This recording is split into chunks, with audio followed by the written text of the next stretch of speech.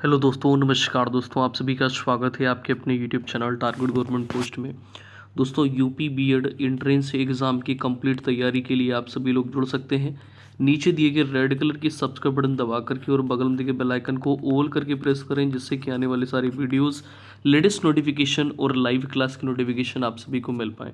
दोस्तों, आज का जो लाइव सेशन है आपके लिए बहुत ही ज़्यादा इंपॉर्टेंट होने वाला है, क्योंकि जो आपके एंट्रेंस एग्जाम में हिस्ट्री से रिलेटेड क्वेश्चन आएंगे, यानी भारत का इतिहास आज आपका यहाँ पर कवर किया जाएगा। यानी हिस्ट्री से जो प्रश्न पूछे जाते हैं, जिन जिन टॉपिक से प्रश्न पूछे जाते हैं, वो यहाँ पर आपका कवर किया जा रहा है। तो दोस्तों, जीके में भी आपको अच्छी कमांड बनानी है, जिससे कि आप जीके में अच्छे नंबर गेन कर सकें, जिससे कि ऑल ओवर आपका देखा जाए तो हिंदी, जीके और आपका सेकंड पेपर की बात करें तो सेकंड पेपर में आपका रीजनिंग हो गया और आपका सब्जेक्ट हो गया। तो ओवरऑल मिला करके आपके बहुत अच्छे मार्क्स बन जाएंगे और आपकी रैंक बहुत अच्छी होगी, जिससे कि आप अच्छे गवर्नमेंट कॉलेज में एडमिशन ले सकते हैं। बाकी वो गवर्नमेंट नहीं तो प्राइवेट एक अच्छे कॉलेज में आप, यानी काउंसलिंग में आपको फर्स्ट चांस मिलेगा। साथ ही साथ देखिए, अगर आप बीएड करने जा रहे हैं तो आप खुद चाहते होंगे कि हम किसी अच्छे कॉलेज से, अच्छी यूनिवर्सिटी से बीएड करें। तो चलिए सेशन को स्टार्ट कर लेते हैं। यहाँ पर आपको भारत का इतिहास इस लाइव सेशन में मिलने वाला है, यानी इस टॉपिक से जुड़े जितने भी इंपॉर्टेंट क्वेश्चन बन सकते हैं वो सारे यहाँ पर कवर किए गए हैं। तो टोटल यहाँ पर दोस्तों आपको 100 क्वेश्चन मिलेंगे। इससे पहले 100 क्वेश्चन कराए जा चुके हैं। यहाँ पर शुरुआत करेंगे 101 नंबर से। 101 नंबर से आपके टोटल 200 तक क्वेश्चन होंगे, यानी टोटल 100 क्वेश्चन होंगे। तो दोस्तों, ये 100 टॉप क्वेश्चन होंगे, यानी मोस्ट इंपॉर्टेंट क्वेश्चन आपको मिलने वाले हैं। तो जो हमारे प्यारे भाई बहन यूपी बीएड एंट्रेंस एग्जाम की तैयारी करना चाहते हैं वो लोग जुड़ सकते हैं। डेली आपको लाइव सेशन यहाँ पर मिलते हैं, पेपर करवाए जाते हैं, model paper, previous year question paper भी अपलोडेड है प्लेलिस्ट में, जा करके आप देख सकते हैं, ज्वाइन कर सकते हैं क्लास को, और सारा स्टडी मटेरियल अवेलेबल है प्रीवियस ईयर क्वेश्चन पेपर से लेकर के मॉडल पेपर प्रैक्टिस सेट तक।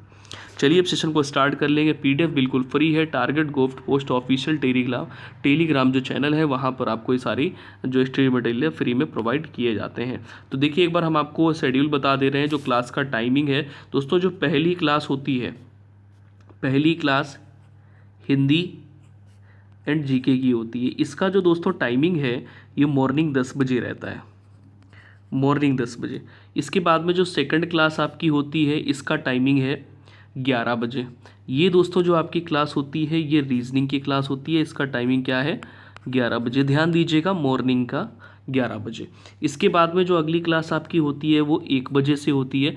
इस 1 बजे वाली क्लास में आपको पेपर कराया जाता है।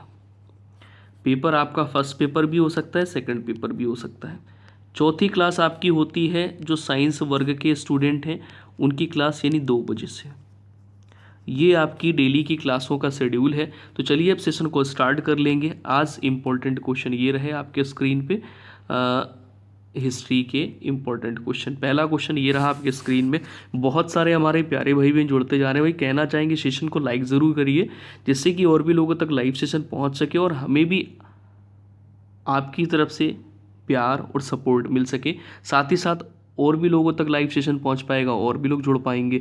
चलिए, तो पहला क्वेश्चन यहाँ पर ये रहा आपके स्क्रीन में। योग दर्शन का प्रवर्तक किसे माना जाता है? पहला क्वेश्चन है, बहुत आसान और अच्छा क्वेश्चन है। पता होना चाहिए कि योग दर्शन का जो प्रवर्तक है वो पतंजलि को माना जाता है। ऑप्शन नंबर आपका यहाँ पे सी करेक्ट हो जाएगा। अगला क्वेश्चन यहाँ पे 102 नंबर है।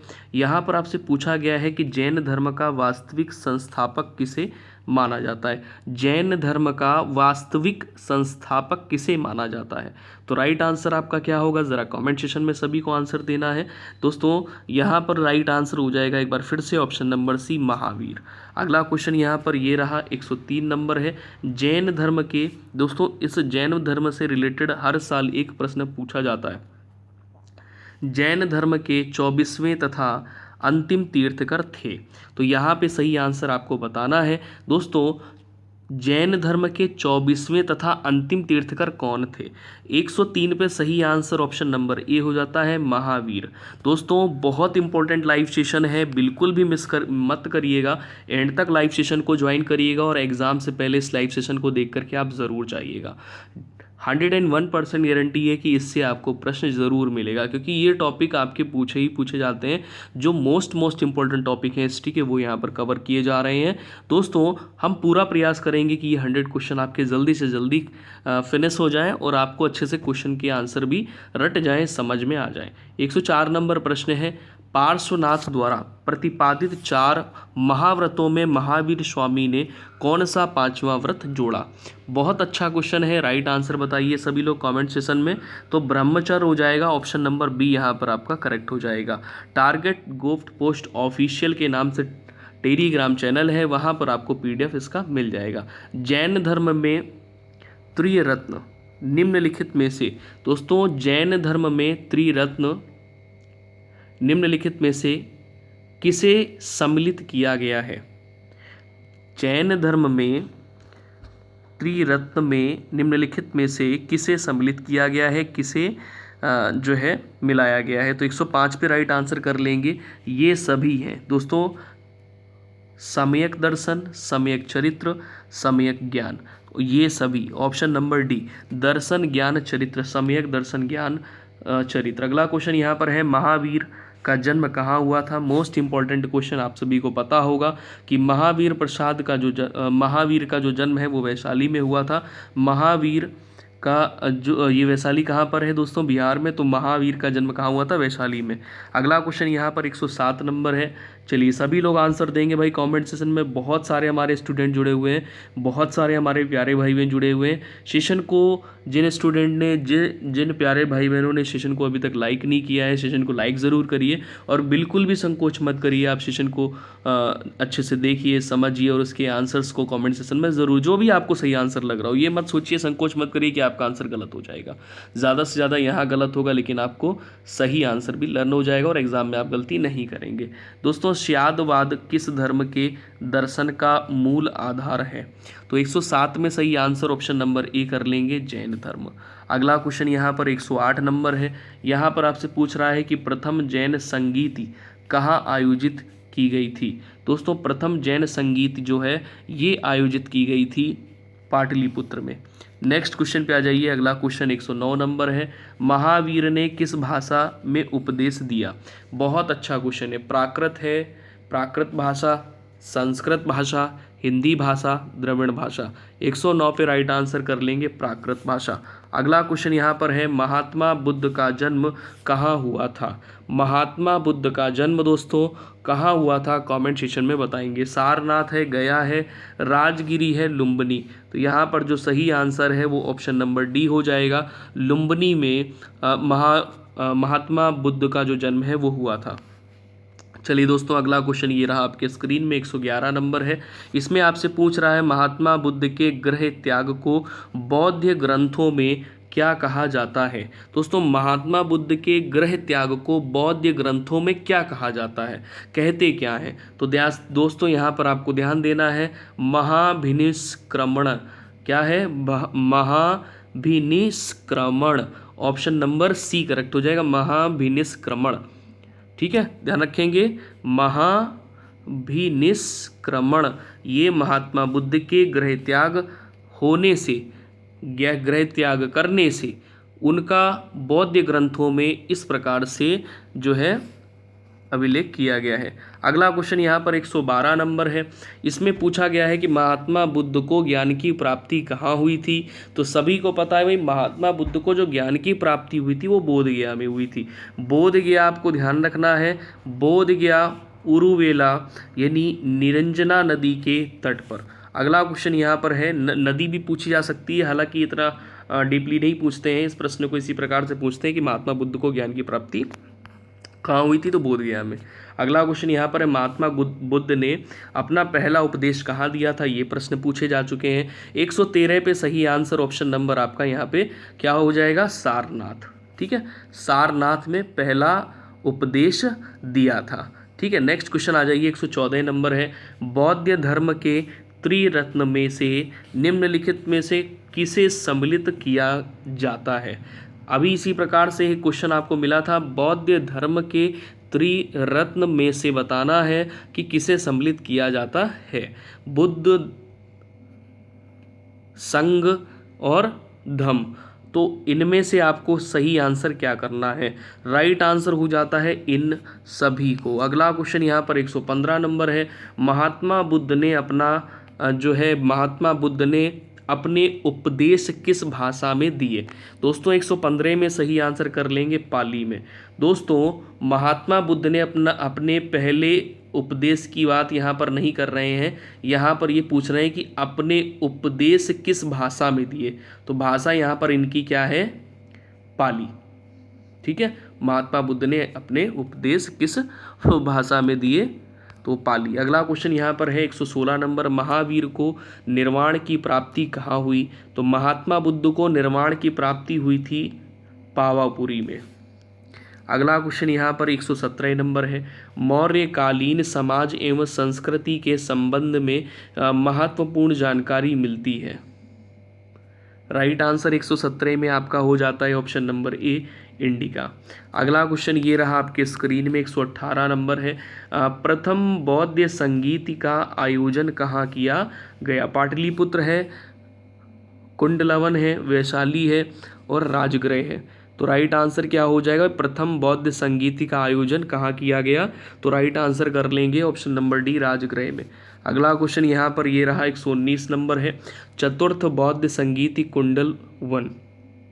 कुंडलवन में किसके शासन काल में आयोजित की गई थी? चतुर्थ बौद्ध संगीत की बात हो रही है, कुंडलवन में किसके शासन काल में आयोजित की गई थी? तो सही आंसर हो जाता है ऑप्शन नंबर सी, कनिष्क के शासन काल में। अगला क्वेश्चन यहाँ पर है, गौतम बुद्ध ने सांसारिक दुखों के बारे में कितने आर्य सत्य बताए हैं? कितने आर्य सत्य बताए हैं? अगला क्वेश्चन यहाँ पर क्या है, उससे पहले 20 का आंसर करिए जल्दी से सभी लोग। ऑप्शन नंबर यहाँ पर क्या करेंगे? बी, 4 सत्य बताए हैं। अगला क्वेश्चन, गौतम बुद्ध की जीवन नहीं सॉरी, गौतम बुद्ध की जीवन ही होगा यहाँ पे, जीवन संबंधी कहानियों का वर्णन किसमें है? ठीक है, ये मिसप्रिंट गलती है, यहाँ पे मिसप्रिंट नहीं है, हालांकि गलती है। गौतम बुद्ध की जीवन संबंधी कहानी या कहानियों का वर्णन किसमें है? तो 121 पर राइट आंसर कर लेंगे, जातक कथा में है। अगला क्वेश्चन ये रहा आपके स्क्रीन में 122 नंबर है, 16 महाजनपदों के बारे में किस बौद्ध ग्रंथ से जानकारी मिलती है? तो राइट आंसर यहाँ पर ऑप्शन नंबर ए हो जाएगा। इसमें आपको दिया गया है अंगुत्तर निकाय, ऑप्शन नंबर ए। अगला क्वेश्चन ये रहा 123 नंबर है, निम्नलिखित में से कौन सा युग्म सम्मिलित नहीं है? बहुत सारे हमारे प्यारे भाई बहन जुड़े हुए, कहना चाहेंगे भाई सेशन अगर आपको हेल्पफुल लग रहा हो तो सेशन को लाइक ज़रूर करिए। बहुत कम स्टूडेंट ने सेशन को लाइक किया है। सेशन को लाइक करेंगे तो आगे आने वाले लाइव सेशन आपको समय से मिल पाएंगे, इंपॉर्टेंट क्लास, साथ ही साथ स्टडी मटेरियल आपको समय से मिल पाएगा। 123 पे राइट आंसर आपका क्या हो जाएगा? डी, जिसमें है कौशल मथुरा, ये सही सम्मिलित नहीं है। बाकी यहाँ पर गंधार तक्षशिला सही है, अंग चंपा ये सही है, मगध गिरिवज्र ये भी सही है। अगला क्वेश्चन यहाँ पर ये रहा 124 नंबर है, हर्यांक वंश के किस शासक को कुणिक कहा जाता है? तो 124 पर सही आंसर बी हो जाता है, अजातशत्रु। अगला क्वेश्चन यहाँ पर पाटलिपुत्र नगर की स्थापना किसने की? 125 पे सही आंसर सी कर लेंगे, उदायन। अगला क्वेश्चन 126 नंबर है, यहाँ पर आपसे पूछ रहा है, निम्न में से किस शासक ने वैवाहिक संबंधों के आधार पर अपने साम्राज्य को स्थिरता प्रदान की? तो यहाँ पे 126 में राइट आंसर ए कर लेंगे, बिंबसार। नेक्स्ट क्वेश्चन पे आ जाइए। अगला क्वेश्चन 127 नंबर है, अवनति को मगध साम्राज्य में मिलाने का श्रेय किस शासक को है? 127 पे राइट आंसर यहाँ पे सी कर लेंगे, शिशुनाग। अगला क्वेश्चन ये रहा आपके स्क्रीन में 128 नंबर है, थोड़ा सा स्पीड बढ़ाइए सभी लोग जिससे कि जल्दी से आपकी सेशन कंप्लीट हो पाए और आगे वाला जो लाइव क्लास है वो शुरू किया जा सके समय से। 128 नंबर प्रश्न है, यहाँ पर है, कालाशोक की राजधानी कहाँ थी? कालाशोक की जो राजधानी थी वो वैशाली थी। अगला क्वेश्चन ये रहा 129 नंबर है, निम्नलिखित में से किस शासक को सर्वछत्रांतक क्या दिया है? सर्वछत्रांतक अर्थात क्षत्रियों का नाश करने वाला कहा गया है। किस शासक को सर्व छत्रांतक यानी क्षत्रियों को नाश करने वाला कहा गया है? तो 129 पर राइट आंसर कर लेंगे महापद्मनंद। महापद्मानंद नहीं है, महापद्मनंद। अगला क्वेश्चन यहाँ पर 130 नंबर है। सिकंदर के आक्रमण के समय मगध का शासक कौन था? सिकंदर के आक्रमण के समय मगध का शासक था धननंद। अगला क्वेश्चन यहाँ पर है, सिकंदर कहाँ का शासक था? सिकंदर दोस्तों ये मकदूनिया का शासक था, मकदूनिया। अगला क्वेश्चन है 132 नंबर, सिकंदर एवं पोरस के बीच हुए 326 ईसा पूर्व का युद्ध किस नाम से जाना जाता है? 132 पे सही आंसर क्या कर लेंगे? बी, जिसमें है बितस्ता या झेलम का युद्ध। अगला क्वेश्चन यहाँ पर ये रहा 133 नंबर, चंद्रगुप्त मौर्य की कोट्स ये जो चंद्रगुप्त मौर्य की सैंडो कोट्स थी, इसको जो है किस रूप में पहचाना जाता था? नहीं, एक सेकंड। चंद्रगुप्त मौर्य की सैंड्रो कोट्स के रूप में किसने पहचान की? हाँ, ये है प्रश्न, किसने पहचान की थी? मतलब जो चंद्रगुप्त मौर्य की जो सैंड्रो कोट्स थी, इसकी पहचान किसने की थी?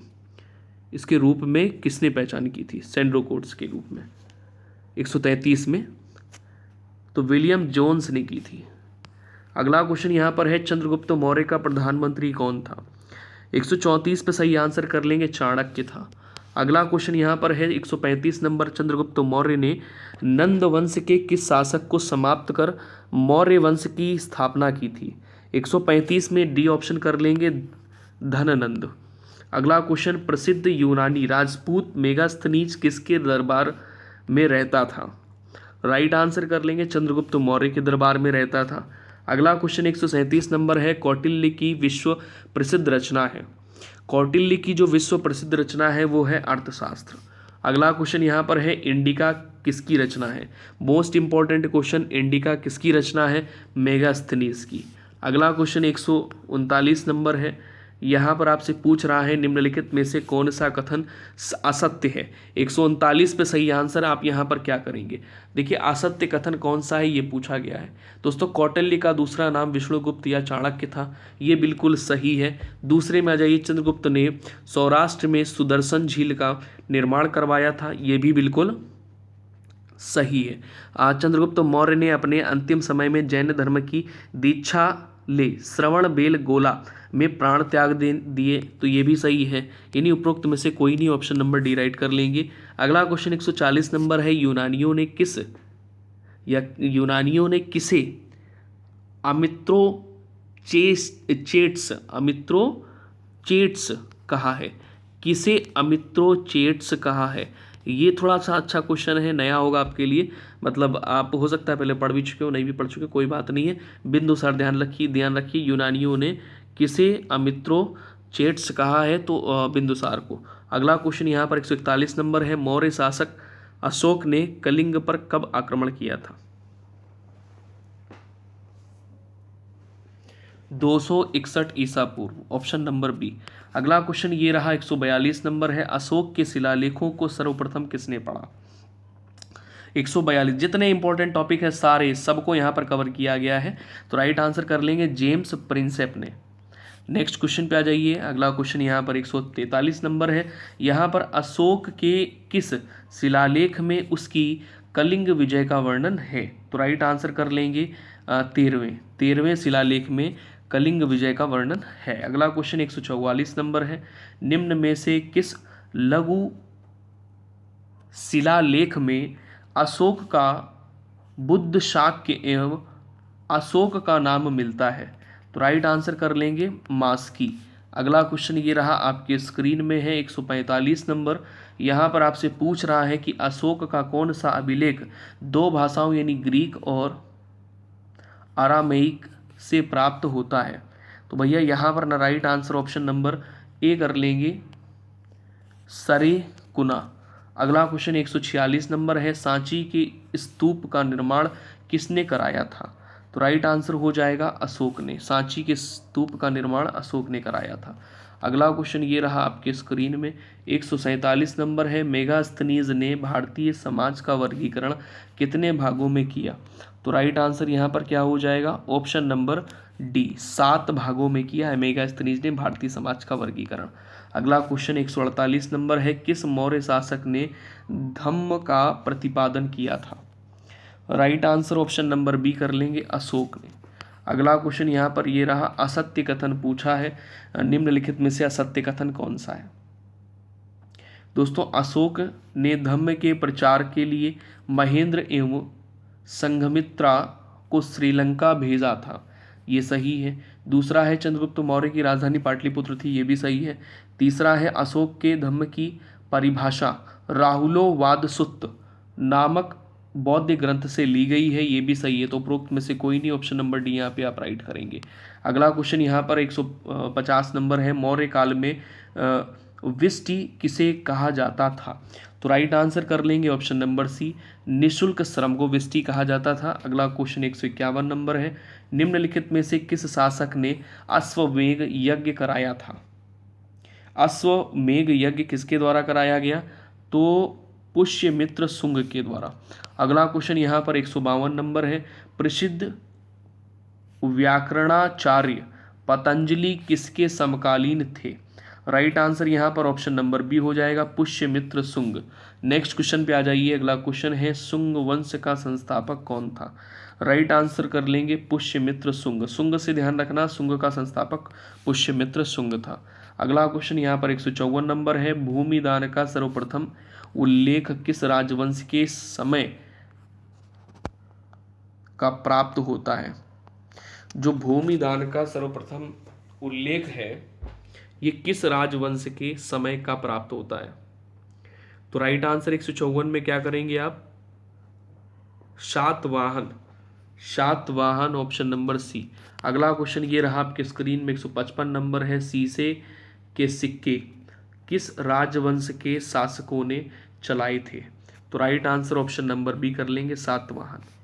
शीशे के सिक्के चलाए थे, ध्यान रखिए। अगला क्वेश्चन 156 नंबर है, भारत में सबसे पहले किस वंश के शासकों ने सोने के सिक्के चलाए थे? ये प्रश्न पूछा जा चुका है। राइट आंसर कर लेंगे इंडो ग्रीक। अगला क्वेश्चन यहाँ पर ये रहा 157 नंबर, किस राजा ने शासन काल में ईसाई धर्म प्रचारक यानी सेंट थॉमस भारत आया? ईसाई धर्म प्रचारक सेंट थॉमस भारत आया किस राजा के शासनकाल में? तो राइट आंसर कर लेंगे गोंदो फर्मिन्स, ऑप्शन नंबर सी। अगला क्वेश्चन 158 नंबर है, गुप्त वंश का संस्थापक कौन था? तो गुप्त वंश का संस्थापक था दोस्तों श्रीगुप्त। अगला क्वेश्चन यहाँ पर ये रहा 169 नंबर है, 159 नंबर, गुप्त वंश के किस शासक ने सर्वप्रथम महाराजाधिराज की उपाधि धारण की? महाराजाधिराज की उपाधि धारण की गुप्त वंश के किस शासक ने सबसे पहले? सी ऑप्शन कर लेंगे, चंद्रगुप्त प्रथम ने। अगला क्वेश्चन 160 नंबर है, किस गुप्त शासक को कविराज कहा गया? किस गुप्त शासक को कविराज कहा गया? तो समुद्रगुप्त को कविराज कहा गया। अगला क्वेश्चन 161 नंबर है, किस गुप्त शासक को भारत का नेपोलियन कहा जाता है? राइट आंसर बताइए। बहुत सारे हमारे प्यारे भाई बहन जुड़े हुए, भाई सेशन को लाइक ज़रूर कर दें जिससे कि और भी लोगों तक लाइव सेशन पहुंच सके और भी लोग जुड़ पाएँ, आपका प्यार और सपोर्ट हमें मिल पाए। बहुत इंपॉर्टेंट लाइव सेशन है, इससे आपको हिस्ट्री के क्वेश्चन आपको पेपर मिलने वाले हैं इससे, इस एक लाइव सेशन से। हाँ जी बिल्कुल। 162 में श्रीलंका के राजा मेघवर्मन ने किस गुप्त शासक से भगवान बुद्ध का मंदिर बनवाने की अनुमति मांगी थी? तो राइट आंसर ए कर लेंगे, समुद्रगुप्त से अनुमति मांगी थी। अगला क्वेश्चन 163 नंबर है, चीनी यात्री फहान किसके शासनकाल में भारत आया था? सारे इंपॉर्टेंट क्वेश्चन, ये प्रश्न पूछा जा चुका है। चंद्रगुप्त द्वितीय के शासनकाल में भारत आया था। अगला क्वेश्चन है, चंद्रगुप्त विक्रमादित्य ने किस उपलक्ष्य में चांदी के सिक्के जारी किए थे? तो राइट आंसर हो जाएगा कि शकों को पराजित करने के उपलक्ष्य में। अगला क्वेश्चन यहाँ पर है शकों को पराजित करने के उपलक्ष्य में। अगला प्रश्न 165 नंबर है, गुप्त कालीन नवरत्न किस शासक के दरबार में थे? तो राइट आंसर हो जाएगा चंद्रगुप्त द्वितीय। अगला क्वेश्चन ये रहा आपके स्क्रीन में, 166 नंबर है। यहाँ पर आपसे कह रहा है निम्नलिखित में से कौन सा कथन सत्य है? तो राइट आंसर क्या हो जाएगा? देखिए, मेहरौली के स्तंभ लेख का संबंध चंद्रगुप्त द्वितीय से है, सही है। नालंदा विश्वविद्यालय की स्थापना कुमारगुप्त ने की थी, ये भी सही है। भारत पर हूणों का आक्रमण स्कंदगुप्त के समय हुआ था, ये भी सही। उपरोक्त सभी कर लीजिए। नेक्स्ट क्वेश्चन आ जाइए, गुप्तकालीन स्वर्ण सिक्कों को क्या कहा जाता था? राइट आंसर ऑप्शन नंबर ए कर लेंगे, दिनार कहते थे, दिनार। अगला क्वेश्चन 168 नंबर है, मंदिर निर्माण की कला का जन्म सर्वप्रथम कब हुआ? राइट आंसर बताएंगे, गुप्त काल में, बिल्कुल सही है। मंदिरों का जो निर्माण है किस काल का जन्म है, यानी किस काल की बात करें तो मंदिर निर्माण की जो कला है, मंदिर निर्माण की जो कला है, ये इसका जो सर्वप्रथम जन्म हुआ वो कब हुआ? तो गुप्त काल में हुआ। नेक्स्ट क्वेश्चन पे आ जाएंगे। अगला क्वेश्चन यहाँ पर ये है, गुप्त स्थापत्य कला का सर्वोत्कृष्ट नमूना क्या है? तो राइट आंसर 69 नंबर में ए हो जाता है, देवगढ़ का दशावतार मंदिर। अगला क्वेश्चन ये रहा आपके स्क्रीन में, सर्वाधिक सोने के सिक्के किस काल में चलाए गए? सबसे ज़्यादा सोने के सिक्के चले थे गुप्त काल में। अगला क्वेश्चन यहाँ पर है, हर्षवर्धन की राजधानी क्या थी? भैया हर्षवर्धन की राजधानी क्या है? मोस्ट इंपॉर्टेंट क्वेश्चन है आज के सेशन में, बहुत ज़्यादा इंपॉर्टेंट, मतलब हिस्ट्री का क्वेश्चन एक भी बाहर नहीं आएगा इससे। कन्नौज, इन्हीं टॉपिक से हर साल प्रश्न पूछे जाते हैं। चीनी यात्री हेनसांग किसके शासनकाल में भारत आया था? तो हर्षवर्धन के शासनकाल में। अगला क्वेश्चन यहाँ पर है, प्रयाग प्रशस्ति की रचना किसने की थी? तो 173 पे सही आंसर ऑप्शन नंबर यहाँ पर बी कर लेंगे, हरिशेन ने। अगला क्वेश्चन यहाँ पर 174 नंबर है, हर्षवर्धन को नर्मदा नदी के तट पर किस शासक ने हराया था? राइट आंसर कर लेंगे पुलकेशिन द्वितीय। अगला क्वेश्चन यहाँ पर 175 नंबर है, कन्नौज के लिए हुए त्रिपक्षीय युद्ध को अनंततः किसने जीता? कन्नौज के लिए हुए त्रिपक्षीय युद्ध को अनंततः किसने जीता? तो राइट आंसर 175 नंबर में क्या हो जाएगा? प्रतिहार। अगला क्वेश्चन 176 नंबर है, एलोरा के कैलाश मंदिर का निर्माण किसने करवाया था? एलोरा के कैलाश मंदिर का निर्माण कृष्ण प्रथम ने करवाया था। अगला क्वेश्चन 177 नंबर है, स्थानीय स्वशासन किसके प्रशासन की विशेषता थी? चलिए, तो यहां पर चोलों की विशेषता थी। नहीं, इसमें यह पूछा गया है स्थानीय स्वशासन किसके प्रकाशन की विशेषता थी? तो चोरो नहीं, चोलो, ऑप्शन नंबर सी। अगला क्वेश्चन यहाँ पर 178 नंबर है, निम्नलिखित में से किसके शासनकाल को साहित्य और कला का स्वर्णकाल कहा जाता है? तो चंद्रगुप्त द्वितीय को कहा जाता है। अगला क्वेश्चन यहाँ पर है, नालंदा विश्वविद्यालय की स्थापना किसके शासनकाल में की गई? ऑप्शन नंबर बी कर लेंगे, कुमारगुप्त प्रथम के शासनकाल में की गई। अगला क्वेश्चन 180 नंबर है, इसमें आपसे ये पूछ रहा है, बताइए राजतरंगिणी के रचयिता है। राजतरंगिणी के रचयिता है 180 पे राइट आंसर कर लेंगे कल्हड़, ऑप्शन नंबर बी। अगला क्वेश्चन ये रहा 181 नंबर है, कल्हड़ द्वारा रचित राजतरंगिणी में किसके इतिहास का वर्णन है? 181 में राइट आंसर ऑप्शन नंबर आपका यहाँ पे क्या करेक्ट हो जाएगा? सी, कश्मीर। अगला क्वेश्चन यहाँ पर है, तंजौर के वृद्धेश्वर मंदिर का निर्माण किसने करवाया था? गारंटी है दोस्तों, इस एक वीडियो से आपको आपके एग्जाम में 101% ज़रूर प्रश्न मिलेंगे। एक बार देखिए, इसको भी ज्वाइन करिए, समझिए, प्रश्नों को याद रखिए, याद रखने का प्रयास करिए और एग्ज़ाम से पहले इस लाइव सेशन को ज़रूर ज्वाइन करके जाइए। 182 पे राइट आंसर ऑप्शन नंबर आपका यहाँ पे क्या करेक्ट हो जाएगा? ऑप्शन नंबर डी हो जाएगा, राज प्रथम। अगला क्वेश्चन यहाँ पर ये रहा, 712 ईस्वी में भारत पर पहला सफल मुस्लिम आक्रमण किसके द्वारा किया गया? तो 183 पे सही आंसर ऑप्शन नंबर ए कर लेंगे, मोहम्मद बिन कासिम के द्वारा। अगला क्वेश्चन यहाँ पर ये रहा 184 नंबर, महमूद गजनवी ने भारत पर कुल कितने आक्रमण किए? मोस्ट इंपॉर्टेंट क्वेश्चन है। राइट आंसर हो जाएगा ऑप्शन नंबर सी, 17 आक्रमण किए। अगला क्वेश्चन ये रहा, महमूद गजनवी के आक्रमणों में सबसे महत्वपूर्ण आक्रमण कौन सा था? तो यहाँ पर सोमनाथ पर आक्रमण कर लेंगे, ऑप्शन नंबर बी, ये सबसे महत्वपूर्ण आक्रमण था। अगला क्वेश्चन 186 नंबर है, महमूद गजनवी के भारत पर आक्रमण के समय भारत आए विद्वान अलबरूनी ने किस ग्रंथ की रचना की? तो 186 पे सही आंसर ऑप्शन नंबर आपका डी हो जाता है, किताब उल हिंद। नेक्स्ट क्वेश्चन आ जाइए, 187 नंबर है, भारत का वह पहला शासक कौन था जिसने मोहम्मद गोरी को पराजित किया था? 187 भी आंसर सी कर लेंगे, मूल राज द्वितीय। अगला क्वेश्चन 188 नंबर है, शाहनामा के रचयिता हैं। 188 में शाहनामा के रचयिता हैं फिरदौसी, ऑप्शन नंबर ए। अगला क्वेश्चन 189 नंबर है, दिल्ली सल्तनत के किस सुल्तान की मृत्यु चौगान यानी पोलो खेलते समय हो गई? दिल्ली सल्तनत के किस सुल्तान की मृत्यु पोलो खेलते समय यानी चौगान खेलते समय हो गई? Right answer option number C कर लेंगे, कुतुबुद्दीन ऐबक। अगला क्वेश्चन ये रहा आपके स्क्रीन में, 190 नंबर है, कुतुब मीनार का निर्माण किस सूफी याद में किया गया था?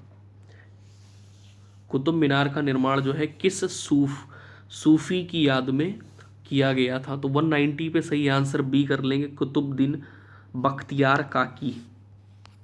अगला क्वेश्चन यहाँ पर 191 नंबर है, भारत की प्रथम मुस्लिम महिला शासिका कौन थी?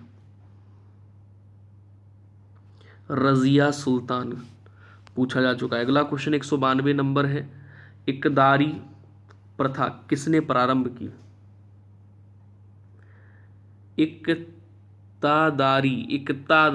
इकतादारी प्रथा किसने प्रारंभ करी? राइट आंसर हो जाता है इल्तुतमिश ने। इकता से इल्तुत ध्यान रखना। नेक्स्ट क्वेश्चन आ जाइए, 193 नंबर है, भारत में सिजदा एवं पाबोश प्रथा की किसने शुरुआत की थी? राइट आंसर 100 नंबर 93 का क्या हो जाएगा? 193 नंबर का बलबन। अगला क्वेश्चन यहाँ पर ये रहा है, 194 नंबर है, निम्न में से किस सुल्तान ने बाजार नियंत्रण व्यवस्था लागू की थी?